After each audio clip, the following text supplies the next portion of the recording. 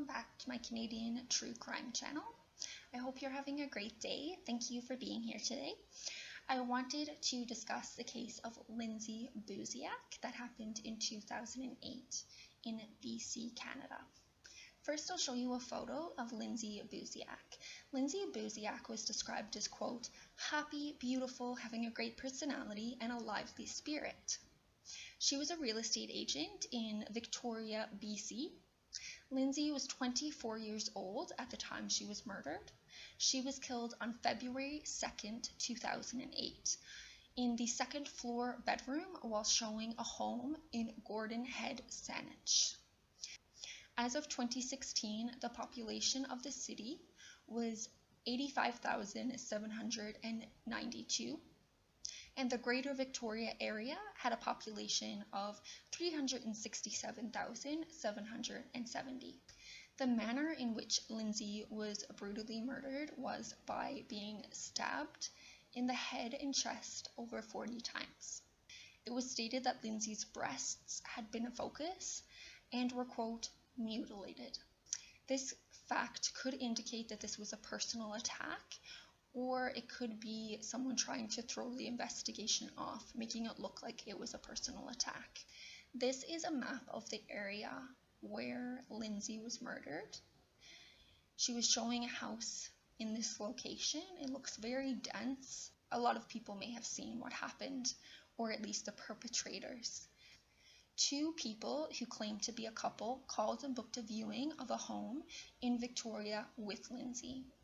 The cell phone used for the calls was bought in Vancouver, BC prior to the murder and was bought under the name Pablo Rodriguez, which police believe to be a false name that was used to buy the phone.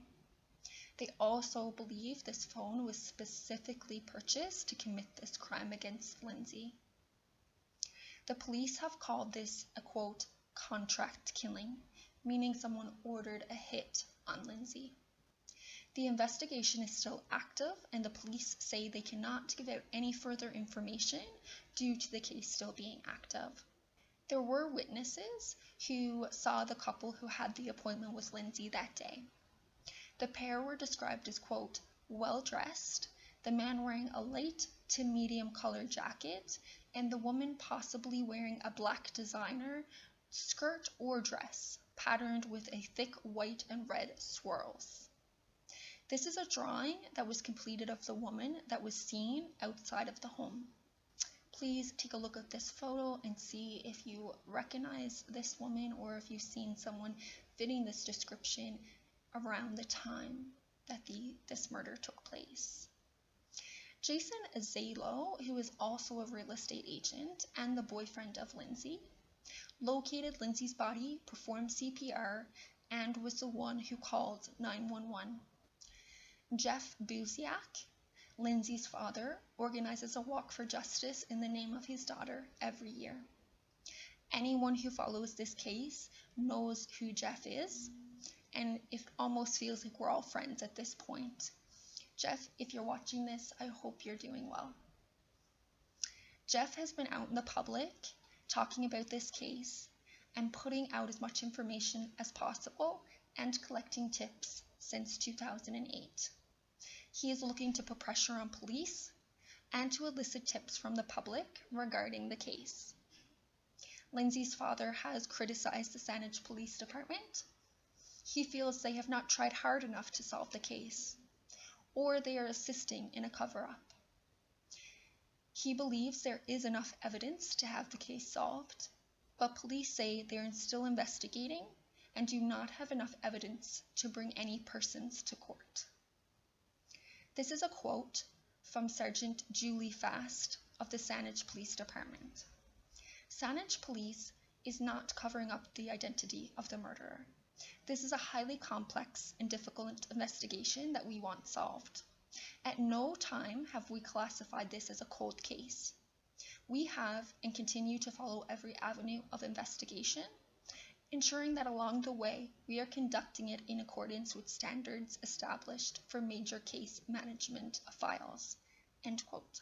Lindsay's father believes many people know what happened, and due to the small size of the city, that people there must know more than what has been submitted to police. This is a quote from Sergeant Chris Horsley, who agrees. Quote, "We firmly believe there is a reasonable sized group that has knowledge. Those are the people we have always sought out, and we continue to do so." End quote. This was the information I was able to pull from news articles. So now I will move to Wikipedia for more detailed information. So please take this with a grain. Although much of the information here is similar to the Dateline and Crime Watch reporting of this case, I highly recommend you watch both of those programs. The viewing appointment for the house was booked for 5:30 p.m. Lindsay allegedly told her father and her boyfriend Jason that she felt uneasy about the viewing as she could not reach her clients that apparently provided the reference to the couple who called. The day of the appointment, Lindsay received a call from the female who advised her that her husband would not be able to join them for the appointment, and it would only be her attending. But when Lindsay got there, the husband was there. A reason that this could have happened, the couple felt Lindsay was getting suspicious about the meetup. They may have called and said the male wouldn't be there because if you were only meeting with another female, you'd probably feel more at ease in the meeting and you'd be less likely to ask someone to come with you for protection. So that's just a theory that I have that may have explained why they called her, but then it wasn't true what they said. Jason, Lindsay's boyfriend, told Lindsay he would be over shortly to the house. Him and a friend arrived at 5:40 p.m., waited 20 minutes, then tried to enter the house, which was locked. When Jason couldn't get into the house, he called 911, and his friend found a way into the home and let Jason in the front door. Jason went up the stairs and found Lindsay deceased and called 911 again. Cell phone pings the police were able to check from the perpetrator's phone showed the person called Lindsay came over on the ferry from Vancouver that same day. This fact really frustrates me because I feel like if they came over on the ferry, wouldn't there be at least an hour and a half of footage of them on the ferry that would show their faces, who they are? Am I wrong in thinking that? I've been on one of these ferries and I feel like there was many cameras. Can you correct me on that if I'm wrong? Do you know how many cameras are, like, not even how many, just that there is cameras on those ferries and whether or not they existed in 2008? I believe I was there in 2014. So maybe that was implemented after 2008. I'm not sure, but please let me know if you know, because this really frustrates me. It's one of the facts of the case that frustrates me, is that I feel like there would be footage of this couple. It is noteworthy to state that police have advised Jason passed a polygraph test while they were investigating the crime. Also noteworthy, shortly before Lindsay was murdered, there was a cocaine drug bust in Calgary, Alberta. One of the persons involved was a person Lindsay knew, and some people theorize a drug cartel ordered the hit on her, as they could have mistakenly thought she was a police informant. The police have confirmed she was not an informant. Lindsay was in Calgary shortly before the drug bust occurred. If you know anything that could help move this investigation forward, please use the information in the description box below. And if you are afraid of the people who committed this crime, you can also submit a tip anonymously. I will also put the Crime Stoppers information below as well so that you can do that. You can also always go to the police and ask for protection in exchange for the information that you have. That is everything that I'm going to share today. Again, if you have any information, please bring it to the authorities. If you would like to discuss the case, I welcome you to participate in the comment section below, but please, as always, please be respectful.